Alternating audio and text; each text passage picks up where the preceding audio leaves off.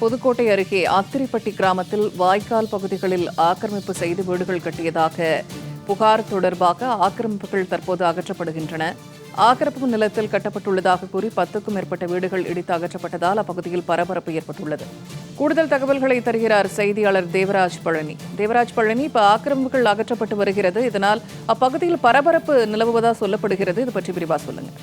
பூர்ணிமா, புதுக்கோட்டை அருகே அத்திரிப்பட்டி கிராமத்தில் 5 தலைமுறைகளாக அப்பகுதி மக்கள் வீடு கட்டி வாழ்ந்து வருகின்றனர். இந்நிலையில அந்த பகுதியில் நீர்நிலை வரத்து வாய்க்கால் என்பதால் அதில் ஆக்கிரமிப்பு செய்யப்பட்டு வீடுகள் கட்டப்பட்டதாக கூறி 11 வீடுகளை புதுக்கோட்டை நீர்ப்பாசனத்துறை மற்றும் வருவாய்த்துறையினர் அப்பகுதியில் ஜேசிபி இயந்திரம் மூலம் ஆக்கிரமிப்புகளை அகற்றும் பணியில் ஈடுபட்டு வருகின்றனர்.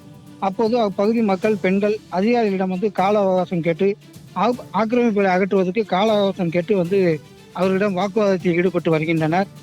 மேலும் ஜேசிபி இயந்திரம் மூலம் வீடுகளை இடிக்க முயன்ற பொழுது அப்பகுதி பொதுமக்கள் ஜேசிபி இயந்திரத்தை சிறைப்பிடித்து ஆக்கிரமிப்புகளை அகற்ற விடாமல் அதிகாரிகளிடம் வாக்குவாதத்தில் ஈடுபட்டு வருகின்றனர். இதனால் அப்பகுதியில் காவல்துறையினர் குவிக்கப்பட்டதால் பெரும் பரபரப்பு சூழ்நிலை காணப்பட்டு வருகிறது. பூர்ணிமா, கள நிலவரத்தை பதிவு செய்தமைக்கு நன்றி தேவராஜ் பழனி.